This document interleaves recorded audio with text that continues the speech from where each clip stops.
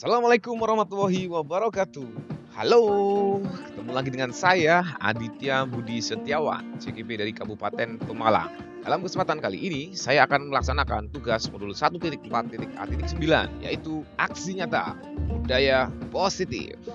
Dalam aksi nyata ini, latar belakang saya melakukan aksi nyata adalah kurangnya motivasi internal, kesadaran diri yang ada pada murid, sehingga menimbulkan kurangnya tanggung jawab, kesadaran diri, dan berbagai pelanggaran-pelanggaran yang dapat berakibat tidak baik untuk dirinya dan masa depannya. Dengan memunculkan tanggung jawab dan kesadaran diri yang ada pada murid akan memudahkan pembiasaan baik dan memunculkan budaya positif yang ada di kelas dan di sekolah. Tujuan aksi nyata: pertama, ciptakan murid yang merdeka dengan motivasi internal, disiplin diri yang kuat. Kedua, menumbuhkan budaya positif dengan kegiatan pembiasaan baik dan meyakini nilai kebijakan universal. Ketiga, murid memiliki karakter profil belajar Pancasila. Deskripsi aksi nyata. Aksi nyata modul 1.4 dilaksanakan pada bulan Agustus sampai September 2022. Penerapan pembiasaan-pembiasaan baik untuk menumbuhkan motivasi internal. Tumbuhnya motivasi internal akan memunculkan tanggung jawab akan dirinya. Menumbuhkan motivasi internal pada murid adalah kebutuhan utama untuk membentuk budaya positif di kelas dan di sekolah. Lini masa tindakan. 1. Berkoordinasi dengan pemangku kepentingan, kepala sekolah untuk sharing pemikiran tentang penanaman budaya positif untuk menumbuhkan motivasi internal atau disiplin diri pada murid. Kedua, bersama dengan rekan guru lain untuk sharing pengalaman baik dan praktik baik tentang pemahaman materi budaya positif, kebiasaan baik. Tiga, berkoordinasi dan berkolaborasi dengan rekan guru yang lain untuk membiasakan budaya positif atau pembiasaan baik. Keempat, merefleksikan dan mengevaluasi pembiasaan-pembiasaan baik di kelas maupun di sekolah. Dukungan yang dibutuhkan. 1. Kepala sekolah untuk mendukung program budaya positif dengan cara menumbuhkan motivasi internal pada diri murid. Kedua, rekan guru sebagai bagian dari sekolah untuk membiasakan kebiasaan baik pada kelas secara khusus. Ketiga, murid sebagai subjek dalam menumbuhkan motivasi internal guna menumbuhkan budaya positif. Keempat, orang tua untuk pembiasaan baik di rumah sehingga pembiasaan tersebut tidak hanya berlangsung di lingkungan sekolah saja, namun berlangsung juga di rumah. Oke, beginilah pembiasaan-pembiasaan baik yang telah dilaksanakan di kelas untuk menumbuhkan motivasi internal dan budaya positif di kelas dan di sekolahan. Selamat menyaksikan.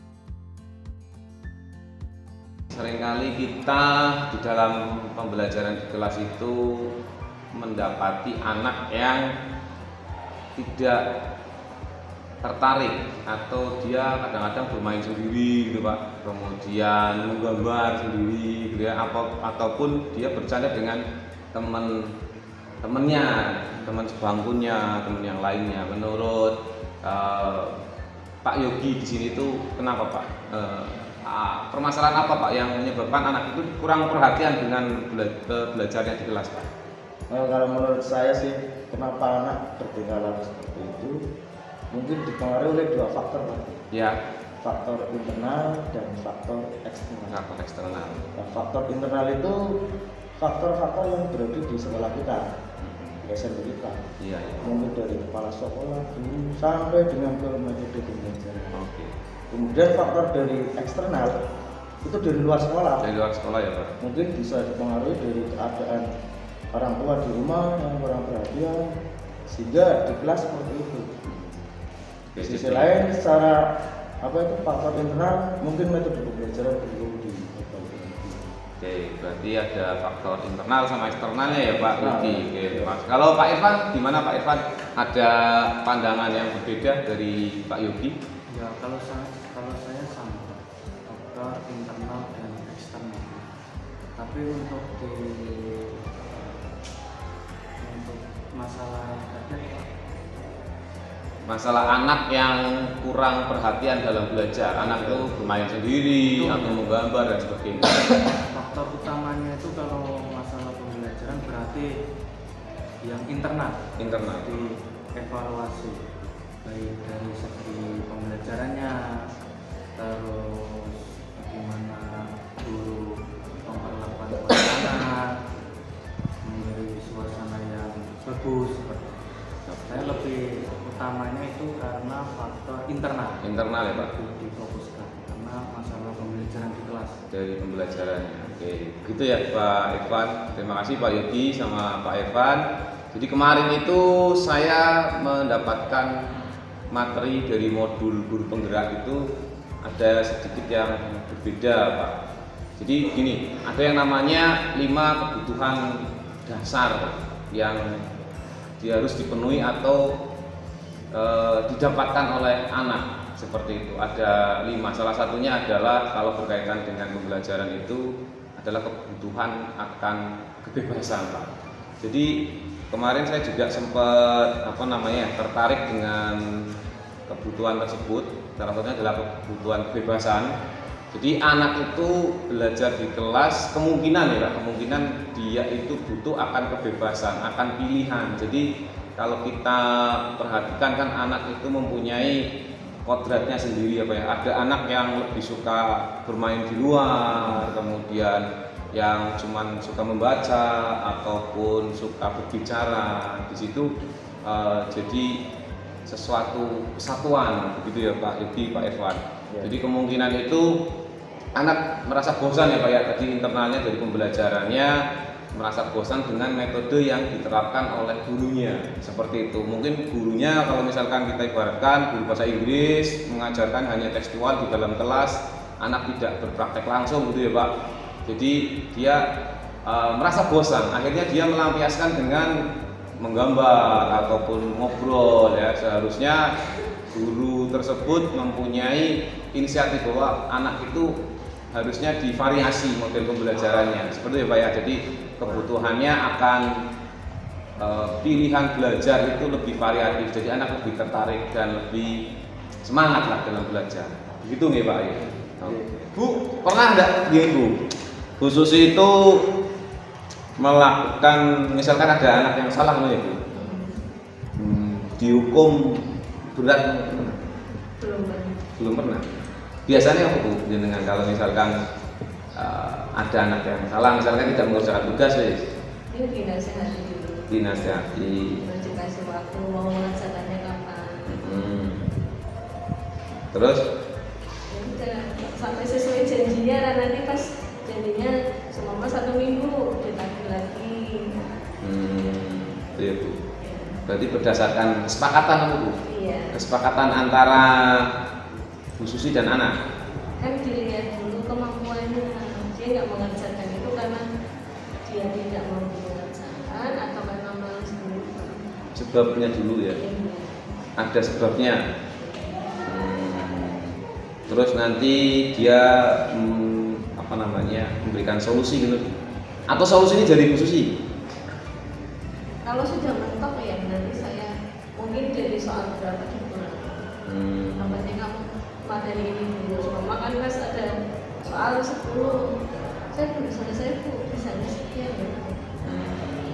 Jadi disesuaikan lah dengan anak ya. Pernah marah nggak Bu di kelas? Ya kalau sudah keterlaluan ya mungkin saya secara langsung kadang ada. Marah secara omongan ya, tapi tidak melakukan enggak, hukuman. Enggak.